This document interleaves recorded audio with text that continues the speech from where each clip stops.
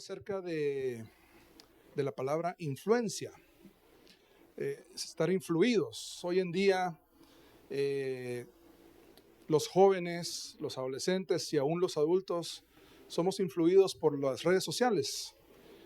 Hemos visto cómo las redes sociales han invadido el tiempo de las personas. Hace un poco de tiempo estaba hablando con un adolescente y él me decía que su celular marcaba que él miraba el celular 8 horas.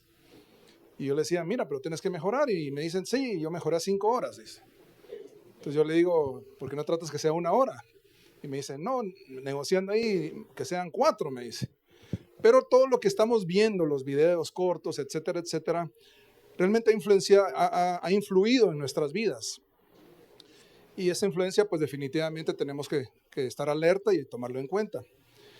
Yo hablaba con mi esposa y le preguntaba, hoy en día, ¿qué es lo que está influenciando tanto? Yo creo que hace muchos años algo que influía eran las novelas para las mujeres, ¿no? Miraban las novelas, se identificaban y como que se transportaban y pensaban que eran la persona, la actriz o la persona que estaba ahí. Me acuerdo muchos años que antes, hace, no sé, 15, 20 años, ¿cuántos se acuerdan de los anuncios de los cigarrillos?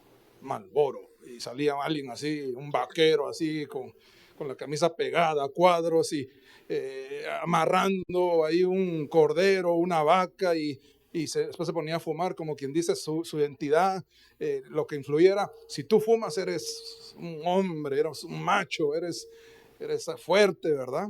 Y vemos cómo hoy en día eso influye. Ahora, hoy en día que está tanto de moda las series, ¿cuántos miran series? Así, de verdad, o sea, no se preocupen, no los vamos a señalar ni nada. ¿Cuánto les gustan las series? Yo quisiera decirlo hoy en la mañana que, digamos que usted fue nombrado para ser director de una serie, ¿sí? Usted fue escogido para dirigir una serie. Y esa serie va a ser de 2 temporadas. Una temporada es Adán y Eva antes de la caída y la segunda temporada Adán y Eva después de la caída. Ahora, usted siendo el director, empieza a pensar, ¿qué haría? ¿Cómo lo haría?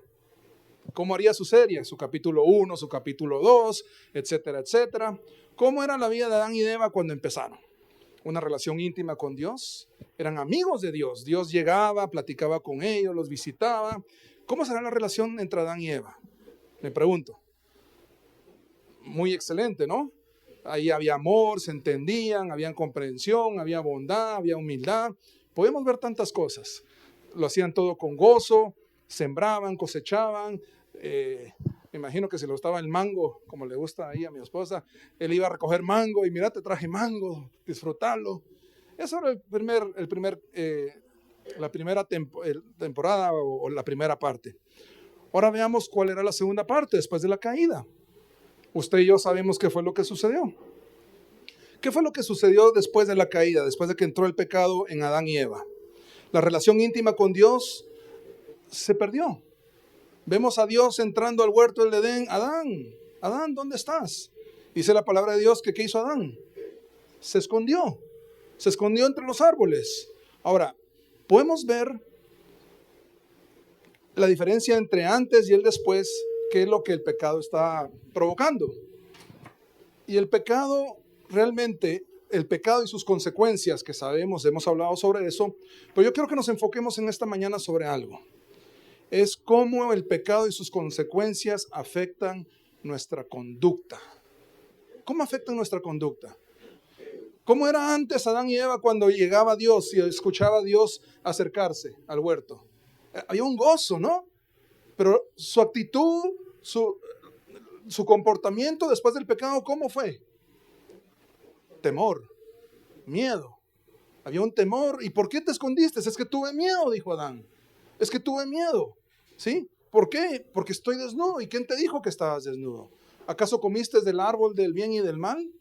Y vemos cómo el comportamiento, la identidad de Adán y Eva, cómo fue cambiando a causa del pecado. Ahora, él se escondió porque tenía miedo.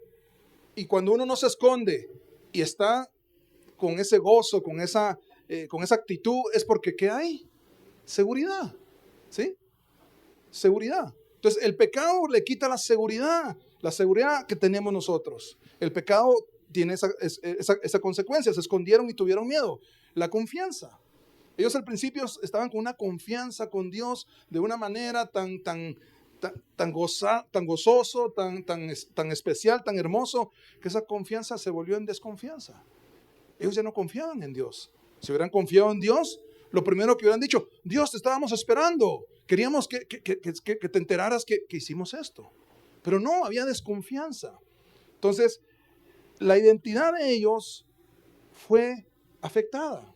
El comportamiento de ellos fue afectada a causa del pecado. ¿Sí? Vemos, hablamos sobre una buena relación entre Adán y Eva. ¿Qué fue lo que sucedió después de la caída? Es que la mujer que me diste, ¿verdad? Ya, echándole la culpa. Y oiga bien lo que dijo: la mujer que me diste, como quien dice, es la mujer, pero la que la trajo eres tú, ¿verdad? ¿Y qué hay de la justicia de Dios? ¿Acaso eso es justo? Buscar y echarle la culpa a otros. Pero cómo el pecado cambia nuestro comportamiento, nuestra identidad, y empezamos a justificarnos, a buscar excusa, a señalar a la persona a la par o a otra tercera persona. No, la mujer que me distes. Qué interesante cómo eso ha cambiado. Eso cambió el comportamiento de Adán y Eva. Dios quiere que hagamos lo correcto, lo justo y lo que debe ser. ¿Sí? Lo que debe ser con toda responsabilidad. Entonces vemos cómo el pecado ha afectado y ha cambiado la conducta de ambos, un cambio radical. Eso ha afectado la identidad de Adán y Eva, la identidad de ellos, quiénes eran, la seguridad, todo lo que ellos sentían, pensaban, la forma de pensar, la forma de actuar, sus emociones, cambiaron totalmente con el pecado. Fueron trastornados por el pecado. Ahora, hay algo bien interesante que aquí yo escribí, que dice: la identidad determina nuestra conducta. Dependiendo de quién creamos o pensemos que somos, de esa forma vamos a actuar, de esa forma vamos a caminar, de esa forma vamos a decidir. Depende de la identidad que tengamos cada uno. Y qué importante es tener la identidad correcta. Ahora, ¿qué sucede cuando entra el pecado en el hombre? Dice la palabra de Dios en Juan 8:34. Jesús le respondió: de cierto os digo, que todo aquel que hace pecado, ¿qué es? Esclavo es del pecado. Ahora, ¿cuál es la identidad de un esclavo? Si hay alguien que está en pecado, ¿sí?, no ha conocido a Dios y es esclavo del pecado, va a actuar como un esclavo, va a caminar como un esclavo, va a pensar como un esclavo, va a decidir como un esclavo, ¿sí o no? ¿Por qué? Porque su identidad es un esclavo. Entonces sabemos que el pecado esclaviza a las personas, ¿sí? Pero lo importante es saber que Dios nos ha libertado. Nos ha libertado y nos ha hecho libre del pecado y nos ha quitado de la esclavitud. Amén.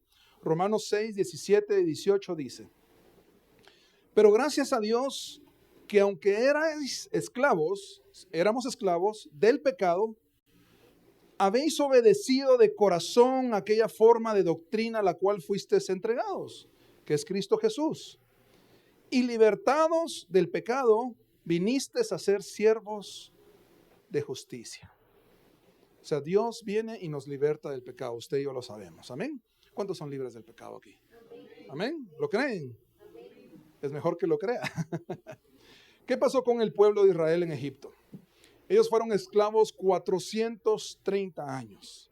Si estamos hablando de generaciones de 70 años, estamos hablando entre 6 y 7 generaciones. Digamos que en ese tiempo vivían más, pero aunque no creo, porque siendo esclavos, los maltrataban, no comían bien, los explotaban, etcétera, etcétera. Digamos 70 años. Estamos hablando entre 6 y 7 generaciones. La última generación que Dios libertó en Egipto, yo quiero preguntarles, ¿cómo nacieron? ¿Sus papás eran esclavos? ¿Sus abuelos eran esclavos? ¿Y sus tatarabuelos eran esclavos? ¿Cuál era la identidad de ese pueblo? Esclavos. Cuando nacían, ay, mira este esclavo tan hermoso, va a ser un buen esclavo, ¿verdad? ¿Sí? Este se ve que va a cargar los blogs o lo que tengan que cargar en ese momento. Y desde pequeño, mira, tú tienes que obedecer al faraón, ¿sí? Tú tienes que obedecer a esos que tienen látigo, mira, ellos hay que obedecerles. Y ellos les fueron implantado en su mente, en su corazón, la identidad de un esclavo, ¿sí? Ahora, ¿qué sucede? Usted y yo conocemos la historia que Dios viene y los liberta con mano fuerte, dice la palabra de Dios. Dios liberta al pueblo de Israel, los saca de Egipto, las 10 plagas, sabemos todo lo que sucede. Y usted y yo también hemos escuchado qué es lo que sucede cuando están ellos con Moisés. Cuando llegan al Mar Rojo y ven que vienen Faraón con sus caballos y con todos, ¿qué es lo primero que dicen? ¿Y acaso no hay sepulcros ahí en Egipto? Mejor no, para morir aquí, mejor hubiéramos muerto allá en Egipto. Como quien dice, ya estamos mejor. Y ellos habían visto los milagros, las 10 plagas con mano fuerte. Dios había demostrado al pueblo de Israel que Dios estaba con él. ¿Quién era Dios realmente? Pero esa identidad que ellos tenían dentro de su corazón había sido tan arraigada, ellos habían creído tanto en esa identidad de esclavitud, que aún siendo libertados, aún siendo libres, ellos todavía volteaban a ver a su identidad pasada, a lo que eran anteriormente. Entonces vemos que ellos decían, no, pero si en Egipto hay sepulcros. Vemos que cuando estaban en el desierto decían, no, pero si allá en Egipto cuando nos sentábamos a la par de las ollas de carne, decían ellos. Y sabemos que la palabra de Dios dice que ellos eran oprimidos. Ellos eran oprimidos y Dios había visto la oración del pueblo que decía que ellos estaban siendo oprimidos y ya no aguantaban más. Y dice la palabra que Dios escuchó esas oraciones. Pero qué interesante saber que en el momento que estaban de esclavos era una posición y ya cuando eran libres había algo que no había cambiado en su corazón, su identidad. ¿Quiénes realmente eran? Esa identidad había sido sembrada en sus corazones desde generación tras generación, diciéndoles qué tenían que hacer, cómo tenían que actuar, qué tenían que pensar. Y estuvieron no una vez, 2, 3, 4 veces diciendo, ¿por qué no nos regresamos? Ustedes recuerdan el momento en donde vinieron y dijeron, no, mejor volvámonos a Egipto. Es mejor morir en Egipto. Designemos a un capitán y vámonos de regreso. Ellos estaban seguros de que iban a estar mejor en Egipto. Pero abramos nuestros ojos. Esclavitud, libertad. Estando en esclavitud, Dios los liberta. Y estando libres, quiero regresar aquí. Quiero regresar aquí. Se oye extraño, pero hay cosas que suceden y eso es lo que yo quisiera que viéramos en esta preciosa mañana. Amén. Entonces, vemos a ese pueblo. El pueblo tenía una mentalidad de esclavo. Desde generaciones seguían con una identidad de esclavos, a pesar de que ya eran libres, por lo que su conducta, la conducta de ellos siempre fue pensando en su antigua identidad. Ahora, debemos estar seguros de nuestra verdadera identidad. ¿Usted y yo somos esclavos? Yo espero que no. Yo espero que lo que dice la palabra, que hemos sido libertados por Jesucristo. ¿Cuántos creen que Jesús nos libertó? Amén. Amén. Entonces, si usted y yo fuimos libertados por Jesucristo, nosotros ahora somos libres. Aplicándolo a la identidad, ¿cómo debería ser la conducta de un verdadero hijo de Dios? ¿Cómo debería ser la conducta? ¿Cómo debería ser nuestra identidad? Nuestra forma de pensar, nuestra forma de actuar, lo que deberíamos de hacer día a día como hijos de Dios. Yo quisiera que usted pensara. Si usted está actuando como un hijo de Dios, usted está tomando decisiones como un hijo de Dios, o quizás estamos trayendo cosas del pasado cuando éramos esclavos y seguimos actuando como de esa manera, que al pueblo le sucedió. Y por eso no entraron a la tierra prometida, por eso perdieron de la bendición de entrar a la tierra prometida.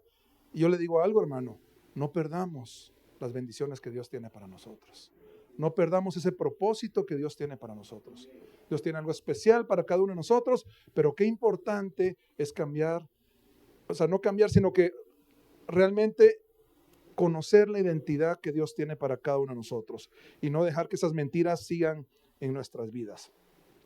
Santiago 3:13 dice, ¿quién es sabio y entendido entre ustedes? Sabio y entendido. Que lo muestre ¿cómo? Con su buena conducta, mediante obras hechas con humildad que le da su sabiduría. Que lo demuestre con su buena conducta. Qué importante es nuestra conducta, qué importante es nuestra identidad, qué importante es saber quiénes somos, para dónde vamos y qué es lo que debemos de hacer. porque nuestra conducta es muy importante. Ahora, yo quisiera hablarles sobre cuánto les gusta ir al zoológico. Hoy en día el zoológico lo han remodelado, está muy, muy bonito, ¿verdad? Y cuando uno entraba, ¿qué es lo primero que miraba uno? ¿Quién? Jirafa, ¿quién más? El elefante. ¿Cómo se llama el elefante de antes? La mocosita, ¿va? Ya no está, ¿verdad? ¿Y hay otro elefante, no? Ok. Pero los niños cuando se acercan y ven ese enorme animal, se le quedan viendo. Y yo me pongo a pensar, si vemos el elefante que está aquí en Guatemala, que es muy bonito, yo creo que todos disfrutamos cuando vamos al zoológico. O sea, que vayan, por favor, tomen su tiempo y vayan. Pero cuando ven ese animal, digo yo, si ellos vieran los elefantes que hay en el Asia, en Tailandia hay muchos elefantes, miles y miles de elefantes. El elefante es el animal terrestre más grande y por lo mismo tiene un cerebro enorme.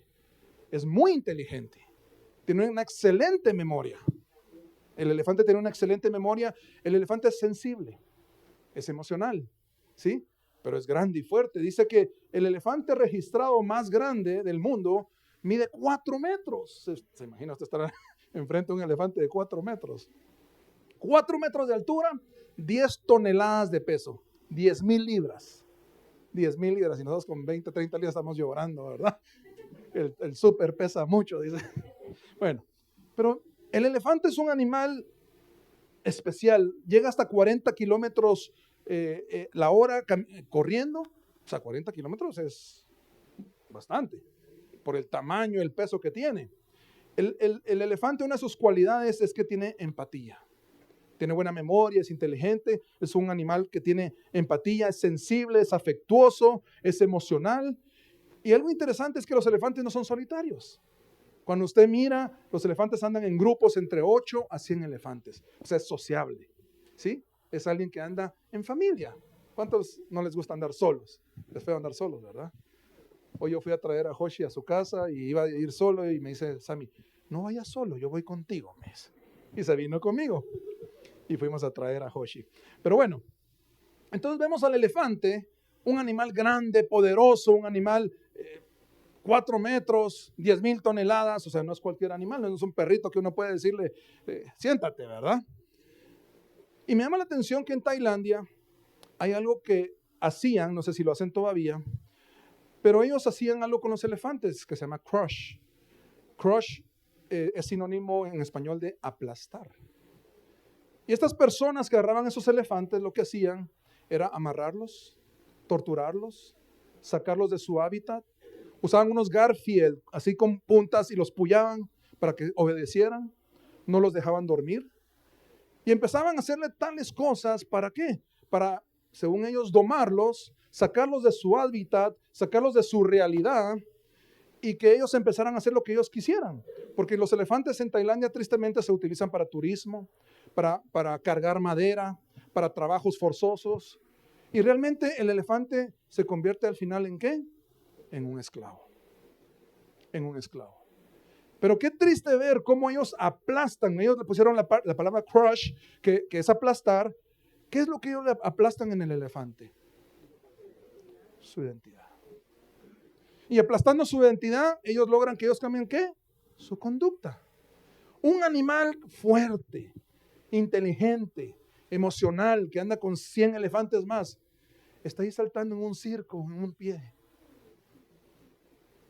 Como un animal salvaje, fuerte, 10,000 toneladas, 3, 4 metros de altura, está en un circo brincando para que la gente se ría y aplauda.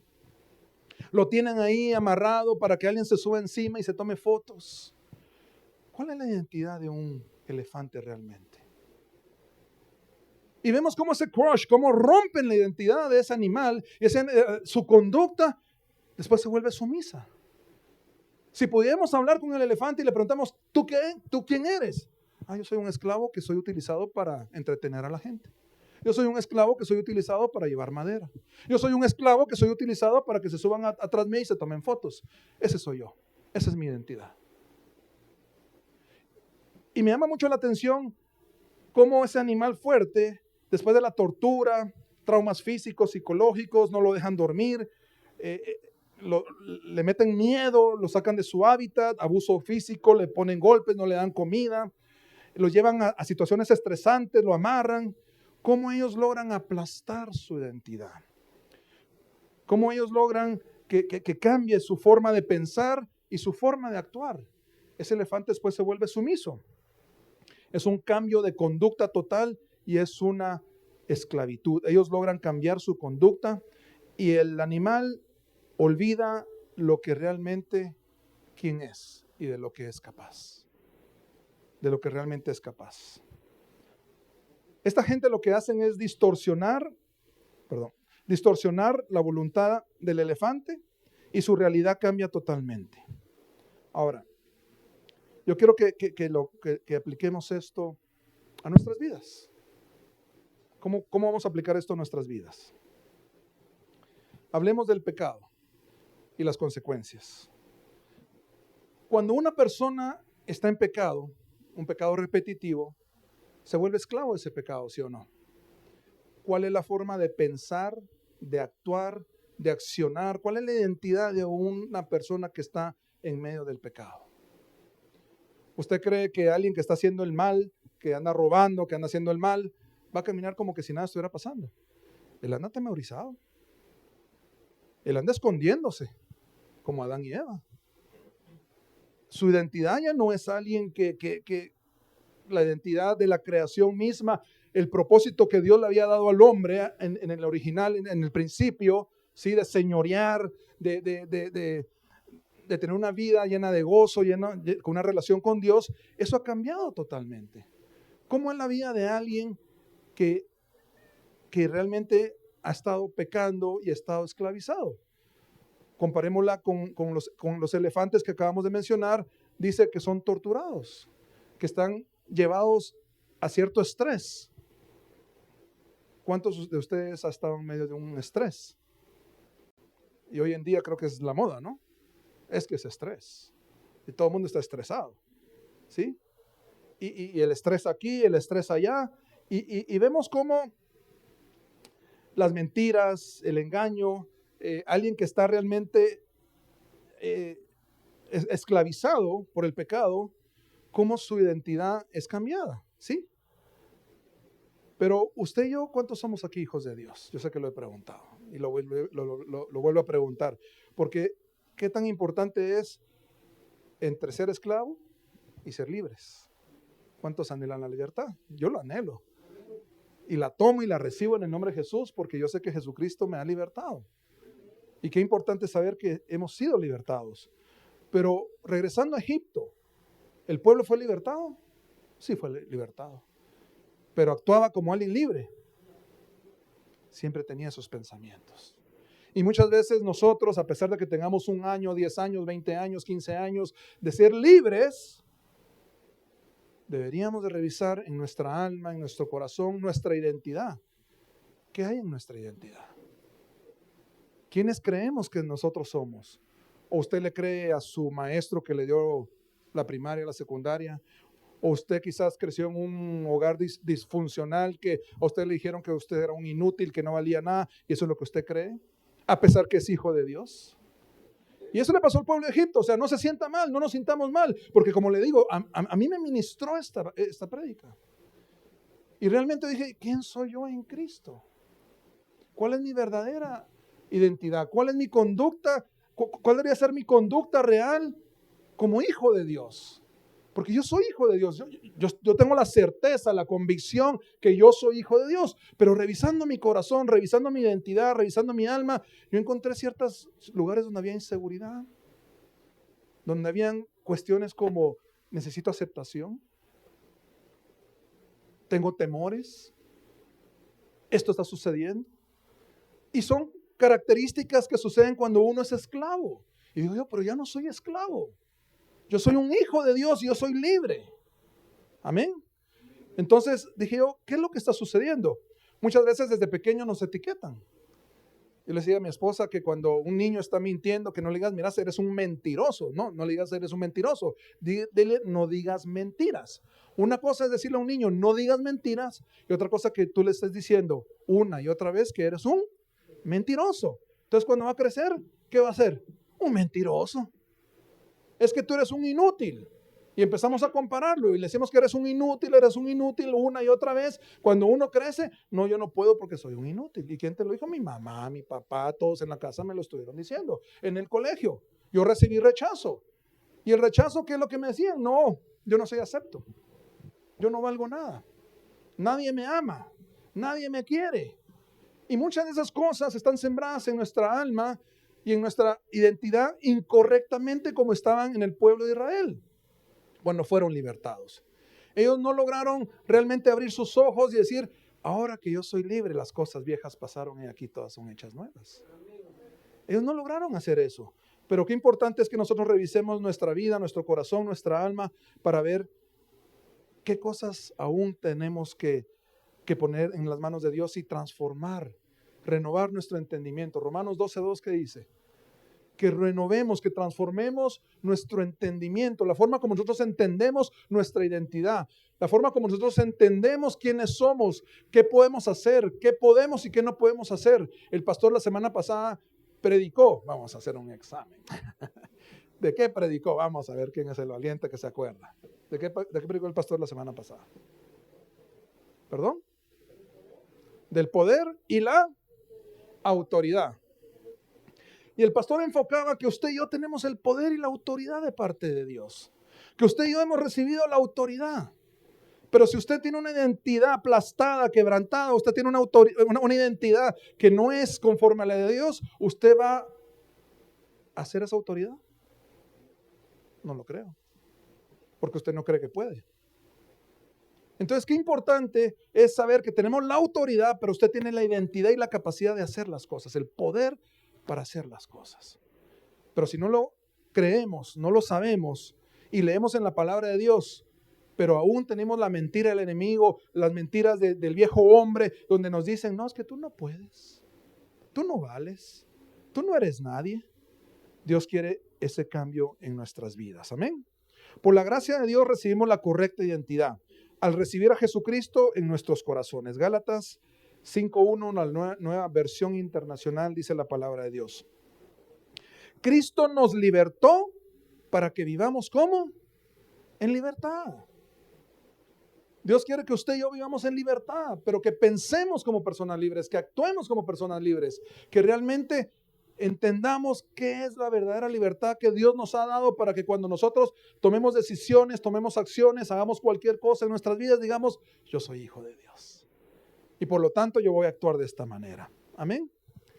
Cristo nos libertó para que vivamos en libertad. Por lo tanto, manténganse firmes y no se sometan nuevamente al yugo de la esclavitud. Dios no quiere que nos sometamos otra vez y regresemos como hacía el pueblo de Israel. No, regresémonos. Volvamos. Allá estábamos mejores. Usted y yo debemos de saber que somos libres y que la vida en abundancia la tenemos en Cristo Jesús. Amén.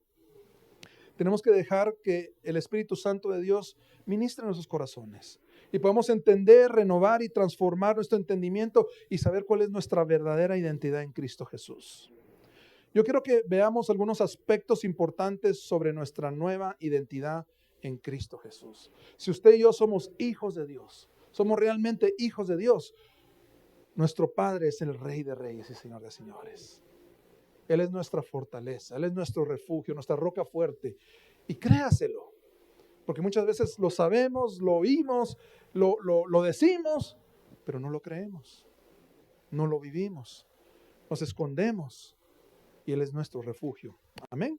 Entonces vamos a ver algunos aspectos de la nueva identidad en Cristo Jesús. Veamos Efesios capítulo 1, del 3 al 7. Si lo buscamos, por favor. Efesios capítulo 1 del 3 al 7. Me llama la atención cómo el apóstol Pablo escribe en Efesios y los primeros 3 capítulos se dedica a decirle a la iglesia de Éfeso quiénes somos realmente en Cristo Jesús. Si usted quiere hablar de identidad o quiere entender la identidad que tenemos en Cristo Jesús, yo le invito a que lea los primeros 3 capítulos de Efesios, porque Pablo explica y repite y recalca y le dice a los de Éfeso, ustedes son esto, Ustedes son rescatados, ustedes son redimidos, ustedes son hijos de Dios, ustedes son amados, ustedes son aceptos, ustedes valen la sangre de Cristo. Y vemos cómo Pablo en Éfeso se dedica a eso, pero vamos a leer únicamente estos cuatro versículos del 3 al 7 que dice la palabra de Dios de esta manera. Bendito sea el Dios y Padre de nuestro Señor Jesucristo, que nos bendijo con toda bendición espiritual en los lugares celestiales en Cristo Jesús. Número 1, como hijos de Dios, usted y yo somos benditos. Solo con esa palabra que somos benditos, usted y yo deberíamos de pensar, caminar, actuar de una manera tan diferente, porque usted y yo sabemos que somos benditos de Dios. Yo tengo un amigo que vino desde Venezuela hace 8 años. Él sufrió todo lo que sucedió en Venezuela con los problemas políticos que hay en ese país. Él era un empresario exitoso, un empresario con conocimiento, con experiencia. Él viajaba a China, traía mercadería, llevaba a Venezuela, él viajaba al interior de toda Venezuela y le iba muy bien. Incluso tenía un laboratorio de shampoos y de, ¿cómo se llama? Las ampollas que se ponen las mujeres, ¿verdad? Y en Venezuela son muy coquetas y él vendía bastante. Dice, aquí en Guatemala no se vende mucho, me dice. Para alisar el pelo, para no sé qué, para no sé cuánto. Bueno. Y esta persona vino a Guatemala. Y por supuesto yo lo recibí, lo apoyé, pero lo dejé que él se pudiera independizar rápidamente. Él hizo un proyecto, 2 proyectos, 3 proyectos, con la experiencia que tenía, con el capital que le había quedado, y no le funcionaba. Y él decía, pero es que en Venezuela era más fácil. Aquí en Guatemala es un país chiquito y todo, pero hay más competencia y no hay forma que yo logre hacer las cosas. Hace 2 años y medio, 3 años, yo lo involucré en la empresa. Y yo le di un área de la empresa que él la manejara, porque yo pues sabía su capacidad que él tiene. Y gracias a Dios, él ha duplicado las ventas de esa área que él maneja. Él la duplicó en menos de 3 años. Y yo cuando le pregunto, oye, estás haciendo un muy buen trabajo. Y me llama la atención que me dice algo. Y me dice, oye Julio, no cualquiera puede venir a Guatemala a hacer negocios. La diferencia aquí es que en esta empresa hay bendición. Y no me lo ha dicho una vez, me lo ha dicho tantas veces, y él en estos 8 años, él ha experimentado tantas cosas, ha probado hacer tantas cosas, y me dice, amigo, me dice, porque él me dice amigo, realmente esta empresa tiene la bendición de Dios. Y cuando yo lo escucho, yo le doy gloria y honra a Dios. Yo le digo, Señor, definitivamente nosotros no somos nada. No es nuestra capacidad. No es que seamos guapos o seamos buenos o que seamos talentosos, sino que es la bendición de Dios. Y yo le doy gloria a Dios que alguien de afuera que no conoce a Dios venga y me lo diga y me diga, en esta empresa está la bendición de Dios. Si usted y yo creemos que somos benditos de Dios, usted es bendito de Dios. Usted y yo somos bendecidos de Dios. Tenemos la bendición de parte de Dios. Lo podemos ver en los dones espirituales. Ese regalo que Dios le ha dado. Usted y yo tenemos dones espirituales. Usted ha recibido esos dones espirituales. Esa es una bendición de parte de Dios. Aquí escribí varias palabras que pueden describir parte de la bendición de Dios. La vida eterna. Él nos reconcilió, la comunión con Dios. Somos justificados. Tenemos derecho a la salud, la salvación. Tenemos la gracia y el favor de Dios. Tenemos el amor de Dios. Usted y yo tenemos derecho al perdón de los pecados. Tenemos la libertad. Tenemos al Espíritu Santo con nosotros. Usted y yo pertenecemos a una familia. Usted y yo pertenecemos a una familia y es la familia de Dios. ¿No eso es una bendición? Es una gran bendición. Somos hijos de Dios. Tenemos la herencia celestial y tenemos muchas más bendiciones. Si usted y yo queremos mencionar, yo estoy seguro que si le digo que usted, cada uno de ustedes mencione una bendición de parte de Dios, lo vamos a hacer. No dudemos de la bendición de Dios. Usted y yo somos benditos de Dios. ¿Cuánto lo creen? Amén. Verso 4. Según nos escogió, oiga bien eso, verso 4. Según nos escogió Él antes de la fundación del mundo, para que fuésemos santos y sin mancha delante de Él. Usted y yo somos escogidos por Dios. Yo no sé si realmente hemos abierto nuestros ojos y ver lo que eso implica, el ser escogidos, lo que eso significa. Dios dijo: Marlon, Tita, escogidos son. Juan Carlos, escogido eres. Usted y yo fuimos escogidos en medio de millones de personas. Ahora, si eso no es algo especial, yo no sé qué es especial. Pero usted y yo somos escogidos. Ahora, si usted y yo somos escogidos, déjeme decirle algo muy importante. Usted y yo somos muy valiosos. Usted y yo somos muy valiosos. ¿Cuántos han escuchado personas diciendo: no, es que no valgo nada? Y están tristes. Y yo me pongo a pensar en esos elefantes que sufrieron tanto y dicen: sí, es que a mí me pasó, tú no sabes lo que me tocó vivir. Sí, es cierto, yo no sé lo que te tocó vivir, pero yo sé que Cristo nos libertó. Y Él ha cambiado las cosas. Sí, las cosas viejas pasaron y aquí todas son hechas nuevas. Pero somos los que tenemos a Cristo Jesús en nuestro corazón. Pero usted y yo valemos mucho. Ahora, ¿cómo nosotros podemos medir, cuantificar el valor de algo? Yo quiero que veamos dos formas de poder cuantificar el valor de algo. Número uno, uno puede saber el valor de algo cuando vemos a quién le pertenece. Si vemos, por ejemplo,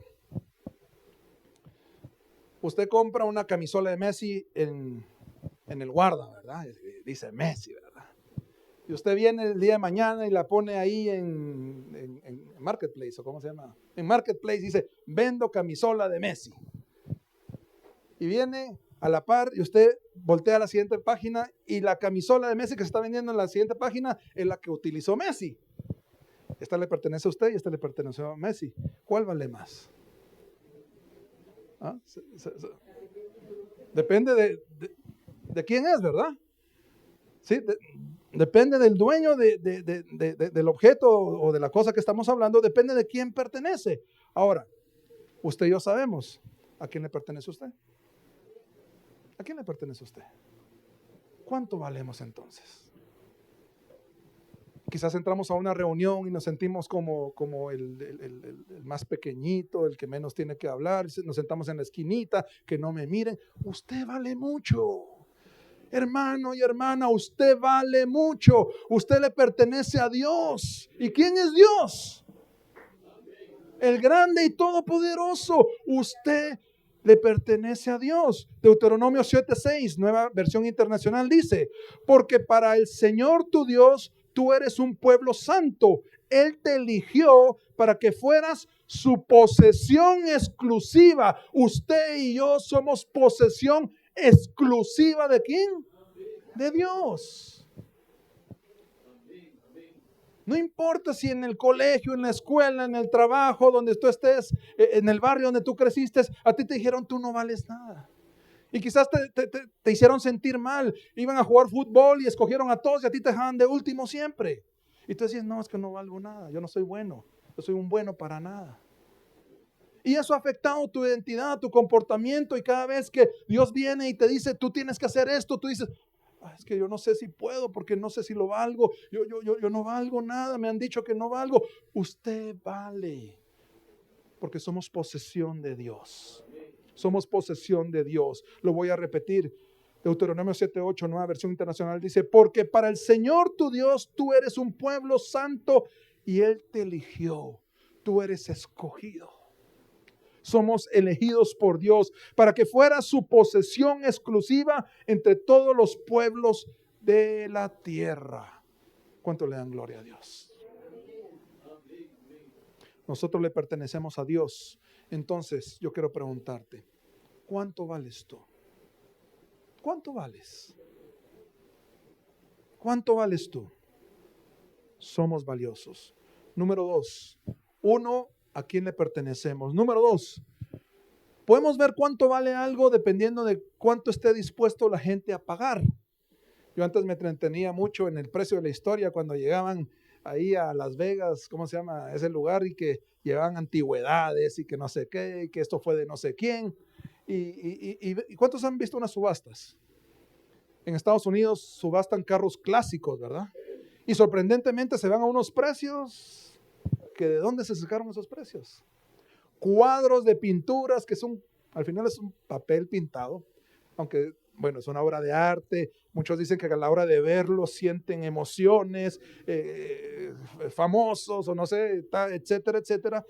Pero muchas personas vienen y pagan un monto muy alto por esas cosas. Entonces el valor es medido por el valor que se paga, ¿verdad? Por el valor que se paga. Usted ya sabe lo que yo voy a decir. 1 Corintios 6:20 dice la palabra de Dios. Porque habéis sido comprados con precio. Glorificad pues a Dios en vuestro cuerpo y en vuestro espíritu, los cuales son de Dios. Usted y yo fuimos comprados con precio. ¿Y cuál fue el precio que pagaron por cada uno de ustedes? ¿Cuánto pagaron por su libertad? ¿Cuánto vale la sangre del Cordero de Dios? El precio más alto jamás visto en la humanidad, el precio, el monto más alto jamás visto por nadie, la sangre de Jesucristo. Jesucristo que nunca pecó. Usted vale la sangre de Cristo. Ahora no deje que nadie le mienta, no deje que nadie en la sociedad, el enemigo, quien sea, su amigo, su familiar, no deje que le diga mentiras y que le diga usted no vale, porque usted sí vale. Y vale mucho. Y vale mucho. Usted vale la sangre de Cristo. Usted vale la sangre de Cristo.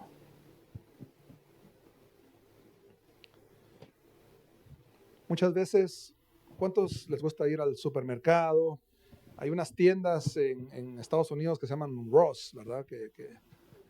Y no sé si ustedes han visto que tienen una etiqueta, ¿verdad? Y encima de la etiqueta tienen otra y otra y otra, y así le ponen hasta 3 etiquetas, ¿verdad? Lo reetiquetan, ¿verdad? Déjeme decirle que la gente que va ahí, pues paga la última etiqueta que reetiquetaron, ¿verdad? La etiquetaron. Pues déjeme decirle que usted y yo, Dios no nos reetiquetó. Dios arrancó la etiqueta y le puso una nueva etiqueta, que es el precio de la sangre de Cristo. Eso es lo que usted y yo valemos. Amén. Vamos a seguir. Vamos nos quedamos en el versículo 3, 4, ¿verdad? Amén.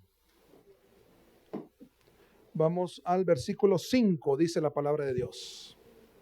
En amor, habiéndonos predestinado para ser adoptados hijos suyos por medio de Jesucristo, según el puro afecto de su voluntad. ¿En qué? En amor hemos sido predestinados para ser adoptados como hijos de Dios. Usted y yo somos hijos de Dios. Yo veo a Samuelito cuando algo sucede, cuando hay otros niños o él se siente como inseguro o con miedo. ¿Qué es lo primero que hace? Correr a papá, porque él sabe quién es papá. Él sabe lo que papá es capaz. Él sabe lo que papá va a hacer, si lo va a proteger, no lo va a proteger, si lo ama, no lo ama. Él sabe quién es papá. ¿Quién es nuestro papá? ¿Quién es su papá? El Dios grande, todopoderoso. Él es su papá. Si somos hijos, caminemos como hijos de Dios. Si somos hijos, pensemos como hijos de Dios. Si somos hijos, actuemos como hijos de Dios. La identidad suya y mía, somos hijos del Dios Altísimo. Eso somos nosotros, hijos de Dios. Y ahí dice exactamente algo al principio. Dice, en amor. Somos hijos de Dios y somos amados. Oiga bien eso. Usted y yo somos amados. ¿Y amados por quién? Por el dueño del amor, por el creador del amor, por el que tiene el amor en excelencia. Juan 3:16, ¿qué dice? De tal manera amó Dios al mundo, ¿sí? que ha dado a su único hijo, a su hijo unigénito, para que todo aquel que en él crea no se pierda, mas tenga vida eterna. De tal manera Dios nos amó a cada uno de nosotros. Y a veces andamos caminando tristes, nos sentimos solos, deprimidos, y vienen y nos diagnostican que no, es que él tiene depresión, y tiene que hacer esto, y tiene que hacer lo otro. Usted es amado por Dios. Dios nos ha amado con amor eterno. ¿Qué significa amor eterno? Que es inagotable. ¿Cuántos se preocupan cuando se va a acabar la gasolina y empieza a marcar? Tengo que pasar a la gasolinera, ¿verdad? Cuando se acaba el súper, cuando se acaba algo. Pero qué bueno saber que el tanque de amor que Dios nos ha dado a cada uno, ese tanque de amor que Dios tiene para cada uno de ustedes es inagotable. Es eterno. Y no solo el amor de Dios es inagotable, sino que es incondicional.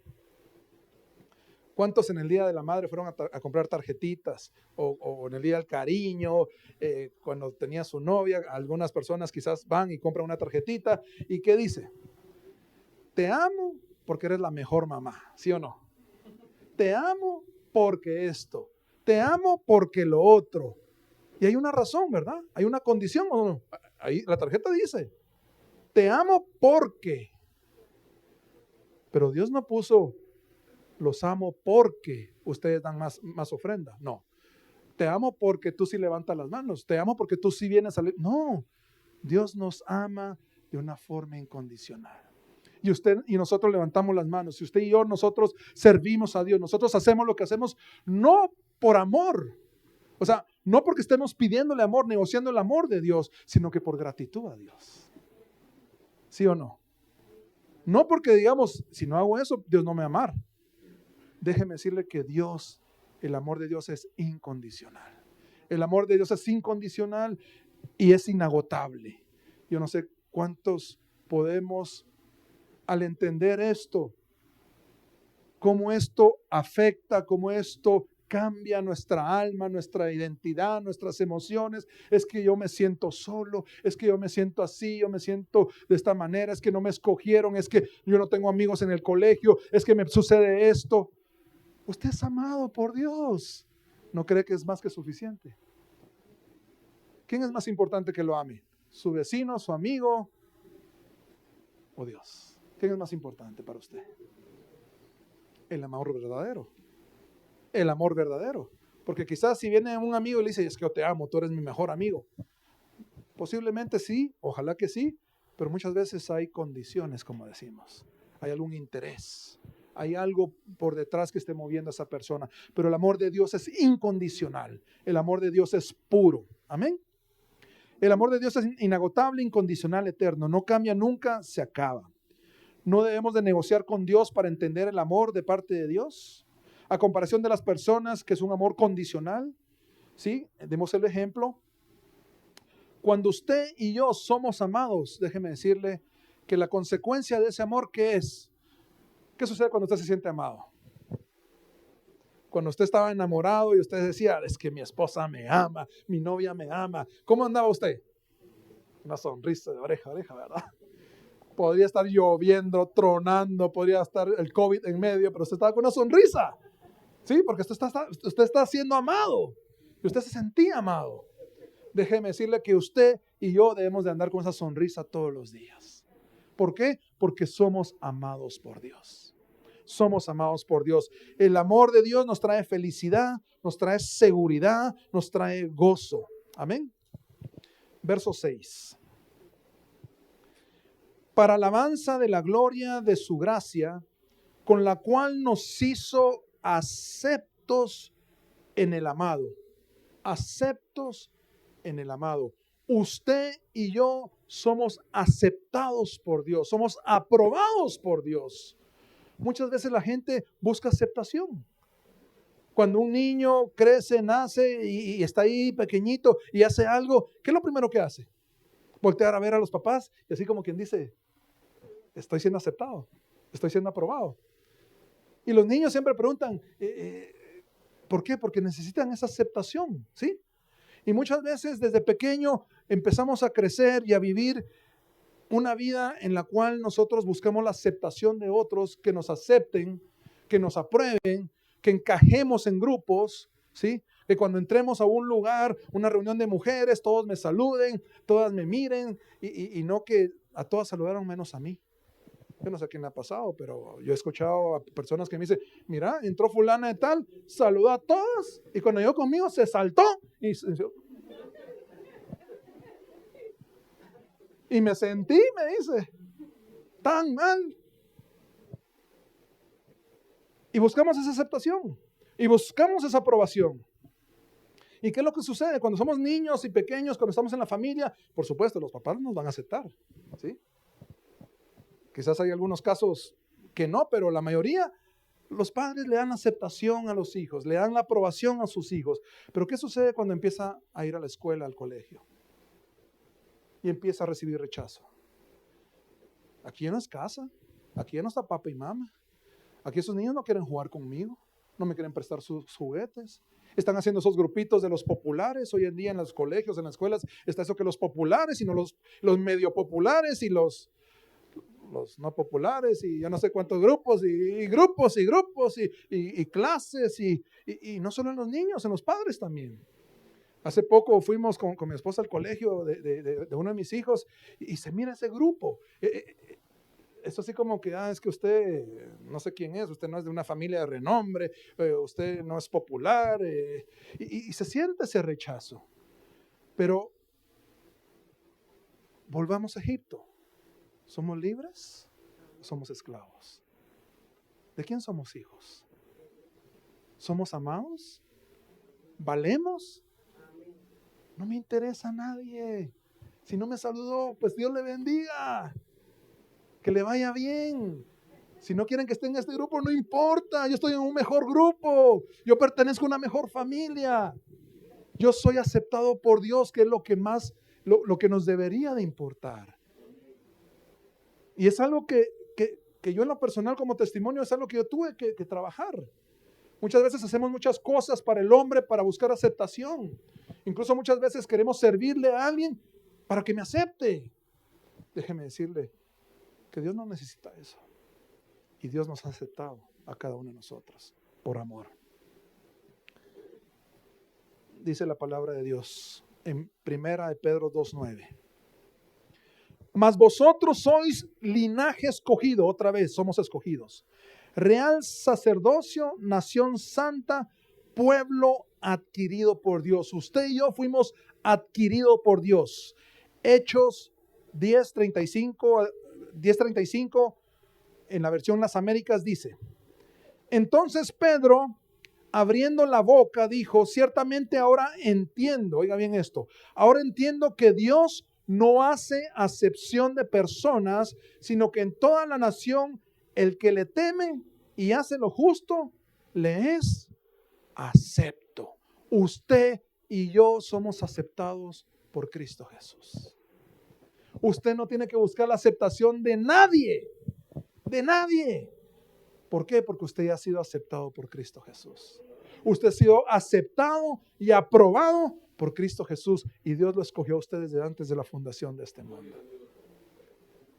¿Cómo nos debemos de comportar como un hijo de Dios? ¿Cómo debemos de actuar como un hijo de Dios? Como alguien aceptado por Dios. Usted y yo valemos. Usted y yo valemos la sangre de Cristo. Usted y yo le pertenecemos a Dios. Usted y yo somos amados por Dios.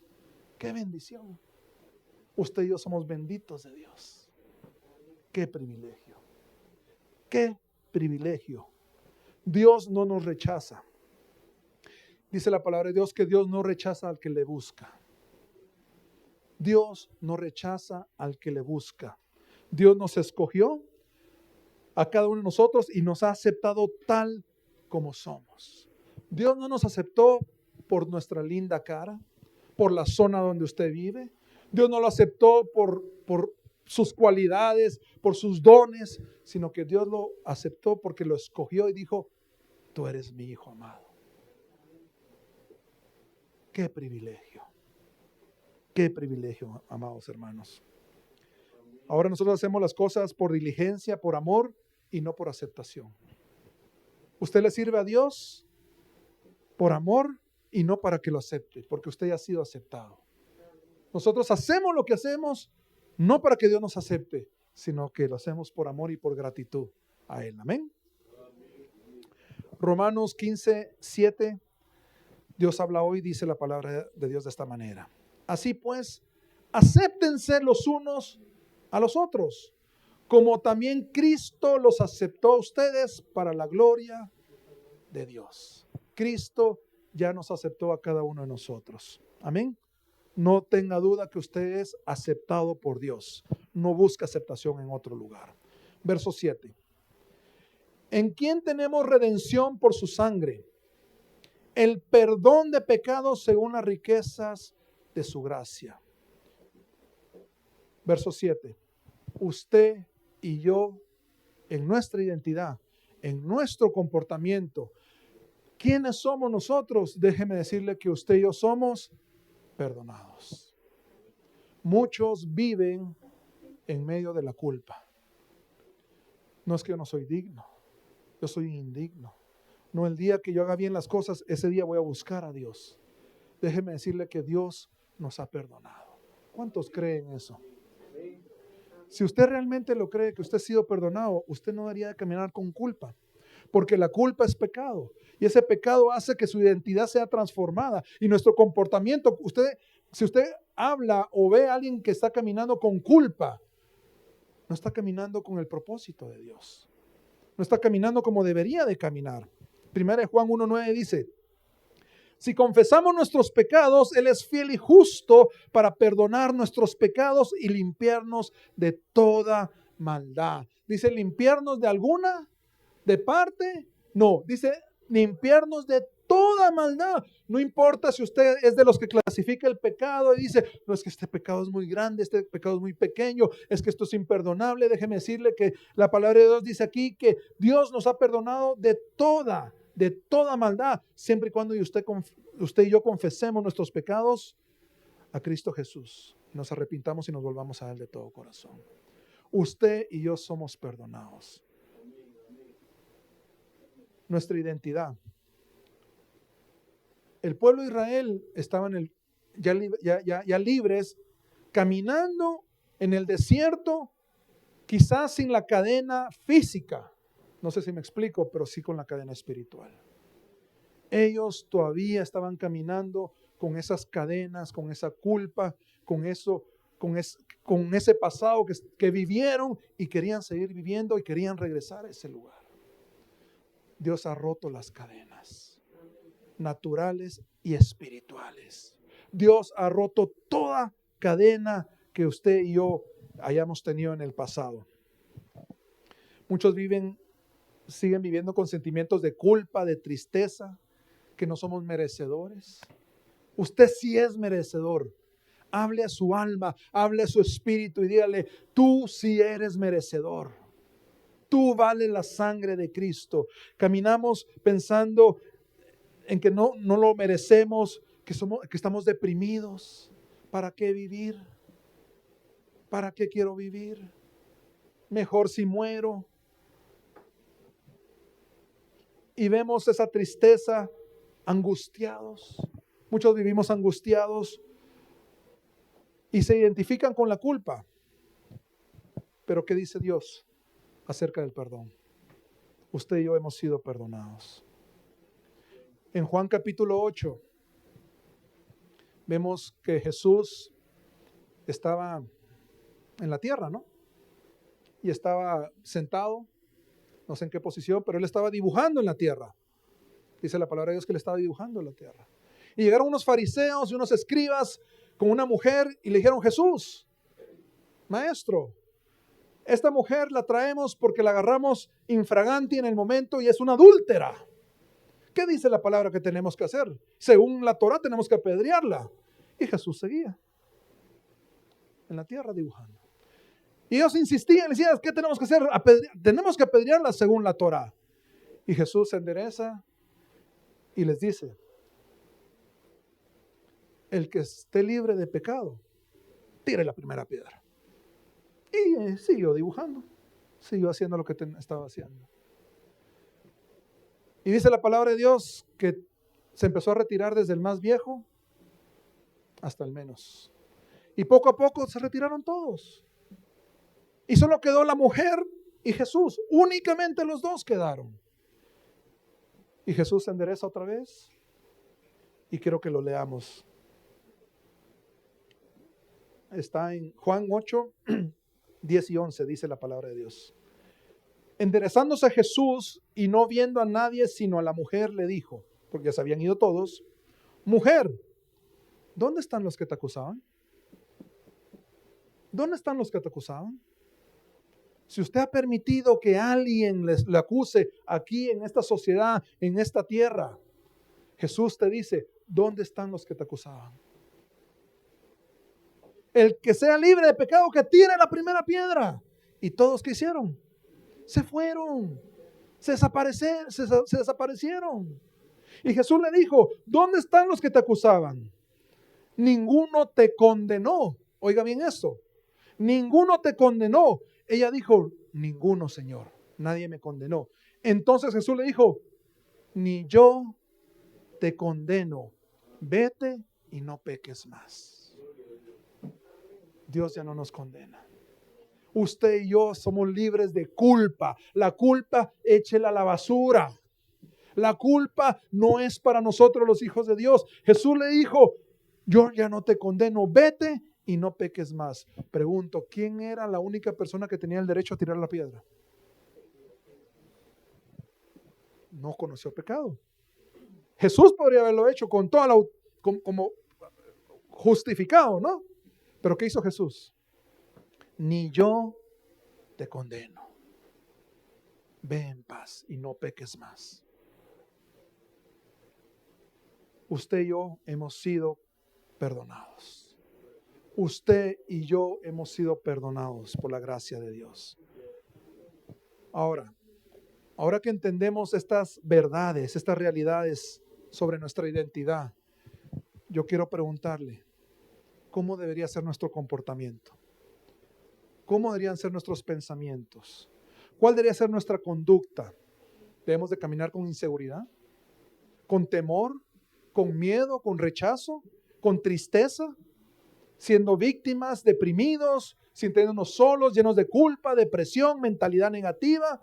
¿Cuál es nuestra verdadera identidad? Usted y yo valemos la sangre de Cristo. Usted y yo le pertenecemos a Cristo Jesús y somos amados. Yo quiero que nos pongamos de pie en esta tarde, por favor, hermanos. Y rápidamente quiero contarles, no sé si es una anécdota o una fábula, pero quizás usted lo ha escuchado, pero quiero mencionarlo en esta mañana, que es sobre las águilas. Pero antes de hablar sobre el águila, esta fábula dice de esta manera: había una vez un granjero que tenía su granja y tenía pues muchos animales, y decidió ir a la montaña a caminar, y llegando a la montaña llegó a un lugar alto lleno de rocas en donde había un nido, y en ese nido había un huevo, y le llamó la atención al granjero y dijo: me voy a llevar este huevo. Y dice la historia que llevó este huevo y se lo llevó de regreso a la granja, y como él tenía muchas gallinas, bueno, lo puso adentro de las gallinas, junto con los huevos de las gallinas. Y dice que en su momento empezó a abrirse el primer huevo de las gallinas y salió un pollito. Salió el segundo pollito, el tercer pollito, y había un montón de pollitos, eran como 5 o 6 pollitos, y de repente el huevo grande que habían traído de la montaña empezó también a abrirse. Y sale un aguilucho. Y los pollitos dicen: ¡hala, qué hermanote tenemos! Nos va a defender, ¿verdad? ¡Qué hermanote este! Y viene la mamá gallina y le empezó a enseñar: bueno, vamos a caminar en fila. Iban los pollitos en fila. Y hasta atrás venía el aguilucho, ¿verdad? Ahí venía el aguilucho. Bueno, les voy a enseñar a comer. Siempre con la vista abajo y siempre a buscar lombrices. Empezaron los pollitos a comer lombrices. ¿Y qué hizo el aguilucho? A comer lombrices. Vamos a enseñar a cacarear. Y empezaron a cacarear y el águila empezó: ¡ay, qué! Y dice que ese aguilucho una vez vio, levantó la vista, porque los pollos casi no levantan la vista, siempre ven recto o para abajo, ¿verdad? O sea, no tienen por qué ver para otro lado. El águila volteó a ver y vio un águila real volando. Y decía, ay, ojalá fuera yo algo así. Ojalá fuera yo algo así.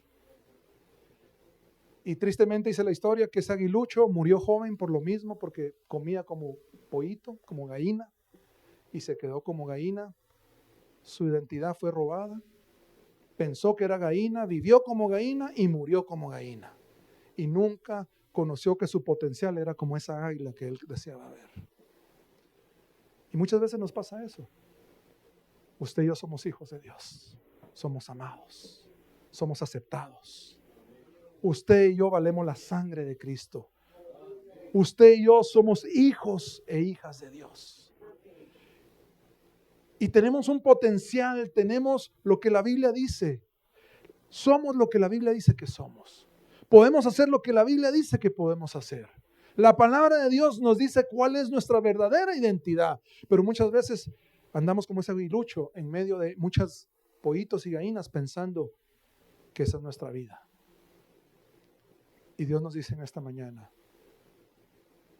tu verdadera identidad está en Cristo Jesús.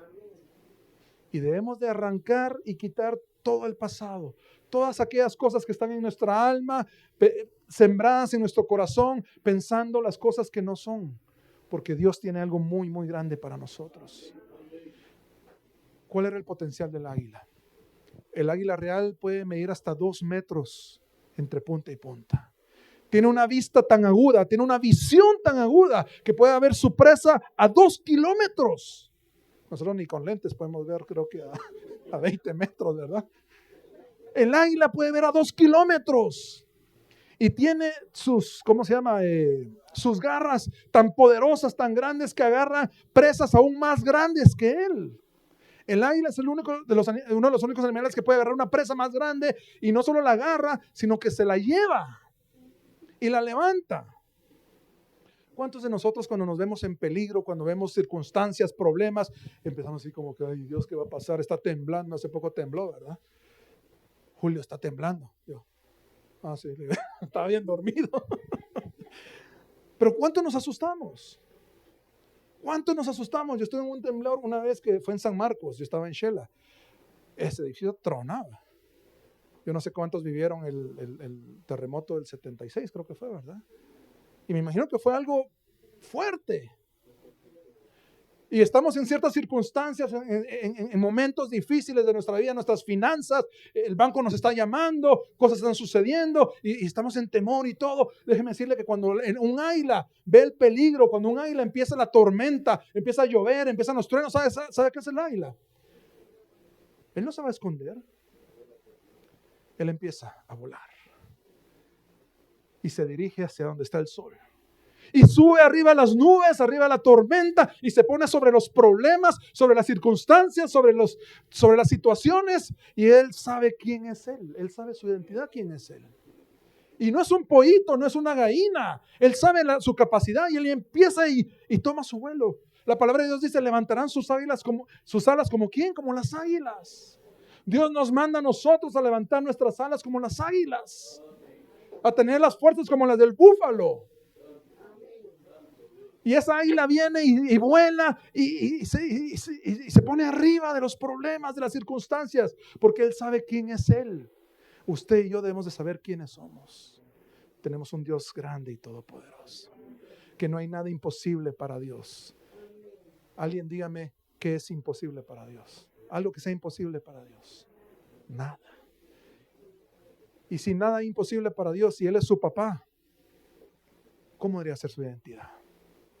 ¿Cómo debería ser nuestra identidad? Vamos a orar en esta mañana. Cerremos nuestros ojos. Buen Padre Dios eterno, yo te doy gracias por esta hermosa mañana porque tú has hablado a nuestros corazones. Espíritu Santo de Dios, yo te pido que ministres nuestros corazones. Tú conoces nuestras vidas, tú conoces nuestro corazón, tú conoces lo que hay en nuestra alma, Señor. Tú sabes si aquí hay alguien que tenga inseguridad, que se sienta falta de amor, que sienta que no es valorado, que quizás ha vivido una vida, una situación en donde siempre le han dicho que es un inútil, que no sabe, que no puede, que no vale, y creemos que siempre somos el último en la fila, que somos la oveja negra de la familia, que no somos aceptos, que no somos amados.